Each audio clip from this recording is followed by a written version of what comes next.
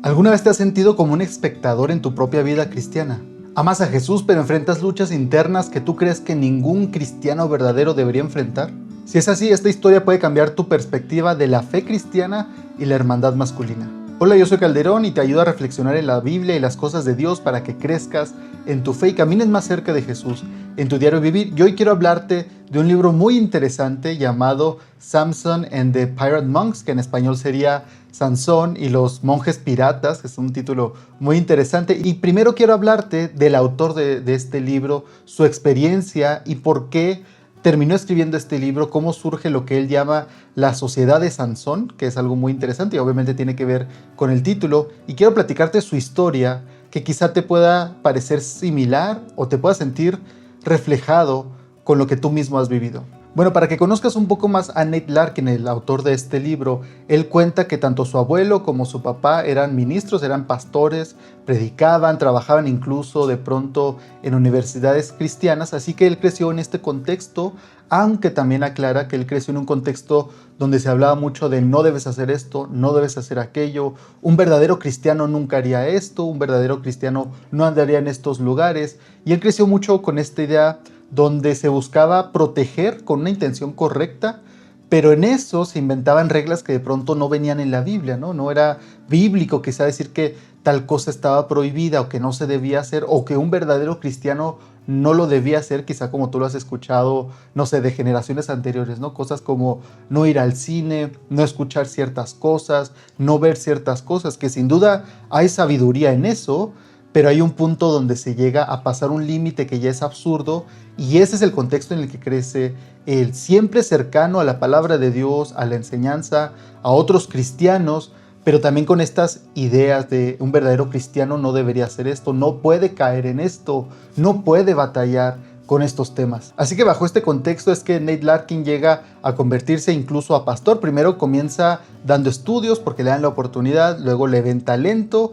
y comienza a predicar y termina siendo hasta pastor de una congregación con gente que lo veía, lo escuchaba, le gustaba su ejemplo, le gustaba cómo enseñaba y terminaban teniendo una congregación, pero Nate tenía un secreto que realmente lo avergonzaba y sentía lo descalificaba para todo esto que él estaba haciendo.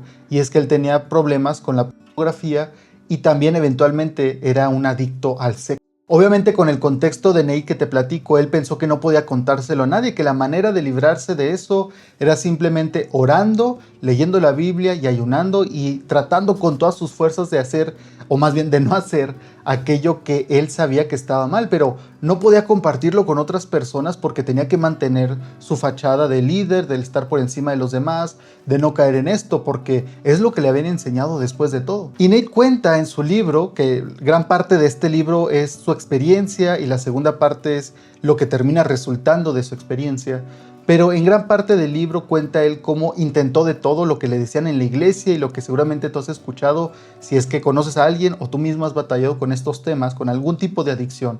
Y es que era ora más, lee más la Biblia, ayuna, ve a congresos, ve a lugares donde te puedas tú pasar más tiempo con Dios, ¿no? Más tiempo a solas con Dios, auséntate de todo lo que puedas, de no vayas a estos lugares, deja de ver esto, aleja tu dispositivo, aunque esto realmente toma lugar en el siglo XX, es decir, el siglo pasado a finales, claro, pero pues no era tanto como tener un celular, ¿no? Sí cuenta su experiencia de cuando se da el internet y el poder tener una computadora, y él también tiene esta experiencia de pronto de antes ir a buscar a mujeres en las calles para tener relaciones y pagarles, obviamente, pasó de eso a hacerlo en lo oculto, en su casa, pero igual dice que no era tan padre, entonces regresa a hacer aquello, pero igual cae en esto mismo, es decir, él tiene esta experiencia que muchos hombres hoy en día han tenido, y mujeres también, porque afecta a ambos sexos, de batallar con el contenido que veían. Él va todavía más lejos, yo creo, que a lo que la mayoría va a hacer, y contrataba los servicios de mujeres, iba a viajes de trabajo y aprovechaba para en esa ciudad también contratar a otras mujeres. Era lo primero que hacía en cuanto llegaba. Entonces realmente tenía un problema. E imagínate, él además predicaba o era pastor. Obviamente llega un momento en el que él no puede dejar esto que está haciendo y decide mejor dejar de ser pastor, decide dejar de predicar, no de ser creyente, seguía asistiendo a la iglesia, seguía estando cerca de Dios, por así decirlo, o de las cosas de Dios, pero también estaba ya casado. Esto batalló él la mayoría de su lucha fue estando ya casado. Y obviamente su mujer llegó a saber algunas cosas, pero no supo todo, no supo lo peor. Y lo que pasa es que un día Nate se encuentra a una persona que lo invita a una reunión de personas que tienen este tipo de adicciones, de varios tipos, pero eran otros hombres que también batallaban con este tipo de temas, y se encuentra alguien de su iglesia, o al menos que él reconocía que era cristiano también, y le da un poco de pena, pero eventualmente asiste a una reunión y le sorprende ver cómo otros hombres son tan honestos con sus adicciones y con sus luchas, y eso lo anima un poco. Primero lo hace dudar y dice, ok, ya sé que no puedo confiar en esta persona y nunca le pediría oración a esta persona, porque es el instinto de todos, y dice él, si yo también digo, eso van a decir de mí, que yo no soy confiable, que no deben buscar consejo conmigo. Pero entonces, con el pasar del tiempo y con un modelo que tienen ellos de estar en contacto constantemente con la otra persona, se da cuenta que esa es la manera en que puede dejar de hacer esto. Y obviamente no le toma una vez ni una semana, es un proceso de meses donde iba y se encontraba con alguien, o más bien le asignaban a alguien con quien platicar y con quien desahogarse y decir cuando estuviera en tentación. Pero luego dice que lo dejaba, dice que en un tiempo, las primeras veces buscaba como que quedar bien, de oye, estoy súper bien y mira qué bien lo hago. Y era como querer el reconocimiento de la otra persona. Y le decían, es que también eso es normal y vas a caer. Y todo este tipo de, este nuevo pensamiento de entender es que nunca vas a ser perfecto. Y es que siempre vas a batallar con esto de alguna manera. No igual, pero siempre vas a batallar con esto de alguna manera. Y puede incluso que caigas. Y tienes que tomar en cuenta que el caer no te convierte en un fracaso. Esta mentalidad es lo que realmente lo empieza a ayudar a él. A decir, ok, yo sé que si fracaso, Dios me sigue amando. Yo sé que si fracaso, Dios me perdona y Dios me capacita para seguir intentándolo. Eso fue lo que fue completamente diferente para él.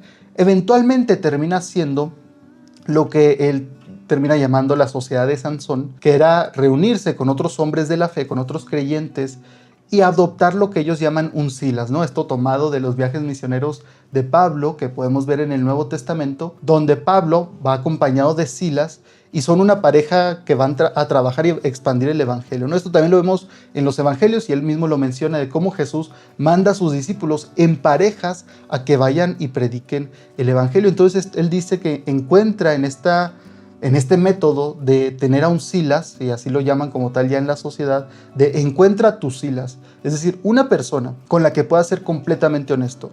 En las reuniones se anima a hablar de los problemas, de las luchas, ser honestos y ser muy, muy honestos, muy crudos, la verdad. Pero te dicen, aquí también te animamos a que cuando están en la reunión de todos no digas todo, sino que también seas prudente, pero con tus Silas, con tu persona, con tu otro compañero que elijas, que sí le vas a compartir todo con él, sí, sé completamente abierto. Necesitas a alguien que te conozca de verdad y completamente, para que él pueda reconocer cuando estás batallando, que él pueda saber que algo no está bien contigo, y viceversa, tú vas a ser el Silas de otra persona, puede ser esa misma persona o puede ser otra, y el punto es estarse apoyando. Y te voy a decir algunos puntos que a mí me gustaron mucho de este libro. Ya te conté de qué trata y ahí puedes encontrar esta metodología que él explica. Te digo, como el último tercio del libro es simplemente explicar cómo son las reuniones, qué sucede y varios testimonios de personas a las que les ha ayudado. El primer punto que me gustó bastante que toca el libro, el autor, y que yo creo que es realmente necesario para todo creyente, es la fuerza que hay en el ser vulnerable. Él se sorprende cuando otros hombres dicen así sin tapujos con lo que están batallando, lo que hicieron, lo que los hace caer. Y eso, él dice, trae mucha libertad. Y esto realmente lo vemos en la Biblia. Jesús dice que Él es la luz del mundo y que el que oculta su pecado no va a prosperar, dice la Biblia también, y que es necesario ser llevados a la luz.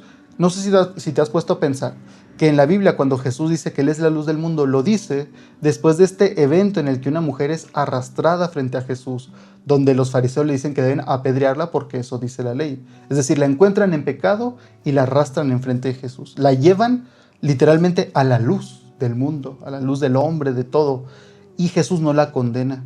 Esto yo creo es un ejemplo, y Juan, lo pone a propósito ahí, para que entendamos que eso sucede cuando llevamos nuestro pecado ante Jesús. Lo que más nos avergüenza, lo que no queremos que nadie sepa, lo que hacemos en lo oculto, es llevado a Jesús. y ahí no encontramos condenación. Encontramos una esperanza en Jesús mismo cuando le dice a la mujer, yo tampoco te condeno, pero vete y no peques más. Es decir, Jesús pone la expectativa, sabiendo que la mujer volvería a pecar porque era una mujer, un ser humano, pero la expectativa es, oye, sigue intentando alejarte de ese pecado, no dejes de intentarlo. Pero esto sucede, no hay condenación cuando venimos a Jesús, sino que hay una esperanza. Lo segundo que también me gustó bastante es que le da mucha importancia a la comunidad, algo que hoy en día creo que se ha perdido un tanto en la iglesia.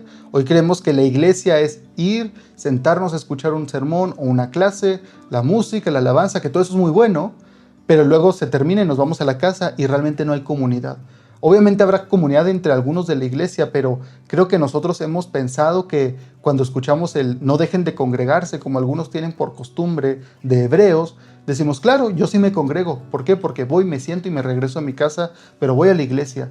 Y quiero animarte a que no hagas eso, sino que busques realmente tener una comunidad. Puede ser con personas de tu iglesia, sería lo mejor, pero incluso con otros creyentes que sean de otras iglesias, pueden tener una comunidad donde ustedes se conozcan, donde sean honestos y vulnerables, y es entonces que ahí se puede crecer más y madurar más en la vida cristiana. Lo tercero es lo que nos deja la historia de Nate, su testimonio realmente de que el mantener las apariencias no nos va a llevar muy lejos, y aunque nosotros podamos pensar que estamos engañando a las personas, haciéndoles creer que todo está bien, realmente en nosotros no vamos a crecer, no vamos a madurar y solamente vamos a estar presentando una fachada que no es la real. Yo te decía que Nate vivió todo esto y su esposa no se dio cuenta, no supo, pero él eventualmente le contó, sin lujo de detalles, porque le recomendaron que no lo hiciera porque le iba a lastimar demasiado, pero sí le contó a su esposa la mayoría de las cosas que había hecho. Básicamente le dio un entendimiento de lo que había hecho, tenía que saber qué había hecho él, y se lo comentó y fue muy doloroso para ella, y tardaron meses en recuperar su relación, estuvieron a punto de separarse, pero por la gracia de Dios pudieron volver a intentarlo y tuvieron una mejor relación después. ¿Por qué? Porque ya eran sinceros, él ya era honesto sobre su lucha y ella ya sabía que estaba batallando con algo. Entonces el mantener las apariencias nunca va a ser bueno ni va a traer un fruto bueno. Yo creo que este proceso de Nate Larkin es un ejemplo hermoso y crudo realmente, si somos sinceros, de lo que significa ser alguien que batalla y tiene una lucha y sentirse solo, solitario como tal, pero también el poder ver qué sucede cuando traemos nuestros pecados a la luz y cuando somos abrazados por una comunidad de personas que también son sinceras. Las que nos van a rechazar van a ser aquellas que tampoco reconozcan sus luchas, que tampoco reconozcan que batallan, pero los que nos van a abrazar y nos van a acompañar y sobre todo nos van a apoyar y dirigir a Cristo van a ser aquellos que también reconozcan sus luchas. Y eso da y nos muestra que hay mucha fortaleza en la vulnerabilidad. Ahora, si a ti te gustaría aprender más de esta sociedad de Sansón y la historia de Nate, tristemente el libro no está en español, no lo pude encontrar en español, yo lo leí en inglés. Te dejo el enlace para poder comprarlo en inglés en Amazon si es que te interesa, pero lo que sí tienen son recursos en español. En su página en español se llama La Sociedad de Sansón. Te voy a dejar también el enlace aquí abajo y quiero que me platiques si la experiencia de Nate Larkin te parece familiar, si tú has vivido algo similar contigo mismo o con alguien que conoces, un familiar, alguien querido.